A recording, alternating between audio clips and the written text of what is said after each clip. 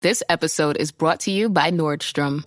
Summer's almost out and fall's calling. Luckily, Nordstrom has everything you need for the season ahead, all under $100. Discover new arrivals from your favorite brands like Mango, Princess Polly, Wave, Free People, BDG, and more. Whether you're planning a last-minute getaway, heading back to class, or refreshing your office looks, you'll find the latest trends and beauty must-haves without breaking your budget. It's easy, too, with free shipping, free returns, and in-store order pickup. Shop today, in stores, and at Nordstrom.com. This episode is brought to you by Wayfair. Podcasts follow us everywhere. Whether you're cooking in the kitchen, chilling in the living room, or pretending to fold laundry in the bedroom. And with Wayfair, every one of those rooms can tell a story of its own. Their curated collections of furniture styles and prices make Wayfair the trusted destination to turn your home into your happy place. Shop everything home at wayfair.com with free and easy delivery straight to your door. Wayfair, every style, every home. This episode is brought to you by Espolón Tequila. Slow, sticky, snoozy. They call these the dog days of summer. But Espolón? They don't do boring. Welcome to the Marg Days. Espolón Tequila. 100% blue Weber agave, born to shake up your summer. Just add lime, agave, and a little attitude. Visit espolontequila.com. Espolón Tequila, 40% alcohol, volume 80 proof. Copyright 2025 Campari America, New York, New York. Drink responsibly. I'm Jim Quigley, and they're going to call it a Hard Foul podcast, brought to you by the Fan First Sports Network, bitch. Mike is on vacation this week. This is an emergency pod, a special pod, because the Celtics made a couple of transactions today that we're going to get into right now. You're listening to... They're going to call it a hard foul. They're going to call it a hard foul.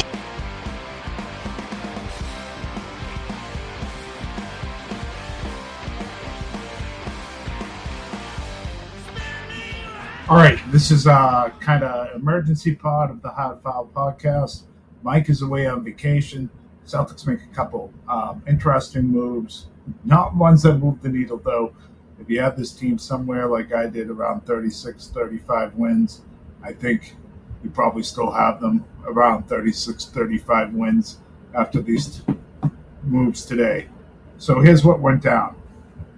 The Celtics traded George Niang to the Utah Jazz for undrafted free agent R.J. Lewis and 2 second-round picks. I'm sorry, no, the Celtics traded Niang and 2 second-round picks for undrafted free agent R.J. Lewis. So R.J. Lewis coming to the Celtics. To the Jazz, 2 second-round picks. George Niang, the Celtics also got a traded player exception of $8.1 million that they could use from now until a year from now. So, here's my issue with this move initially. It doesn't make you any better. This is clearly just a salary dump. At the end of the day now, you have traded Kristaps Porzingis and Drew Holiday for an undrafted free agent, Anthony Simon, and you've also sent out 1 first-round pick that you netted in that whole thing. And those aren't moves that make you any better, obviously. Everyone knows that. That's salary dump stuff. That's stuff to get you below the second apron, get you close to the first apron. And it's been really what the Celtics offseason has been about. It's been about saving money, getting under tax aprons, potentially getting under luxury tax, cutting salary. And I get news from people. I don't think they're done doing that. The way this is lining up, I think they're going to continue to try to get under that, whether that happens before the season starts or if this happens before the trade deadline. Anthony Simons, maybe Sam Hauser. I don't know exactly how it's going to play out, but those players could potentially be on the move at some point this year. And I don't think that's great. I don't think that's great. And the thing you need to continue to keep an eye on, and something we've hopped on this pod over and over and over again, is these moves indicators of that the Celtics are going to look to get under the luxury tax at some point during the 25-26 season, and then hopes of staying under that for the 26-27 season, which alleviates them any repeater penalties. And that gets difficult to do because Tatum Supermax hasn't fully kicked in yet. They'll kick in the fall after this season, but it's I would just say it doesn't leave me all warm and fuzzy. You had an ownership group that bought this team for $6 billion with a B. And they're a private equity group. Bill Chisholm comes from private equity money. Private equity usually looks to go in and buy something, make a lot of cuts, make a profit off it, maybe sell it later. So I don't know if that's a plan here. I hope the idea is to keep this team long term. I do think Chisholm's a local guy, so that's probably the plan. And I think, we should hold our powder or keep our powder dry until we know exactly what they're doing. But the early returns haven't been great. And you've gone from the bottom line, and you can blame CBA and certainly Jason Tatum's Achilles tear is a huge part of this, and him being out next year. But you've gone from a team that was the championship favorite to a team that is going to be lucky to get in the play-in, and not quite bad enough to be a real bust, to be a real lottery team right now. There's still too much talent that's going to keep this team somewhat in contention for a playoff spot or play-in. At the end of the day, I'm not so sure they're good enough for a playoff team. I think maybe because the East is so bad they get into the play-in, but this is not a competitive basketball team that we've been accustomed to seeing here for really the last 15 to 20 years. Now the Celtics followed this up with another move, and they signed Chris Boucher, a really solid veteran out of Toronto. I'm sure a lot of you guys have already seen all the tweets by now that he's led them in blocks, steals, points, and a bunch of other categories, all time off the bench for the Raptors. He's part of that 2019 championship team, so he has that type of pedigree. I think he's a step up as a player from George Niang, just from a defensive standpoint where he can switch a little bit more athletic. Not the shooter that Niang is. Boucher's I think somewhere around 33% in his career for three. But he's a good, serviceable player. Now, I don't think he's shown anything where you would say he's a starter in this league. I think he is a really solid bench player and a guy that can help you.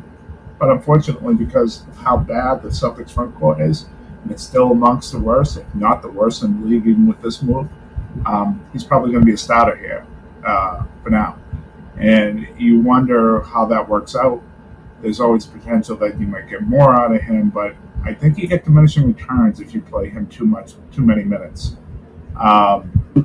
What he does give you, it gives you some level of certainty that you don't have with guys like Keita or Gaza or other folks like that.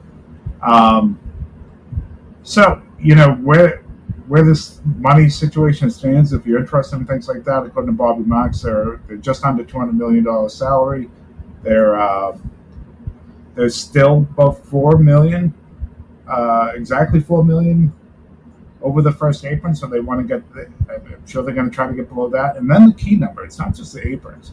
They want to get below the luxury tax threshold, which would be another $12 million that they need to cut, or a little bit under that, a little bit more than that, somewhere in that ballpark.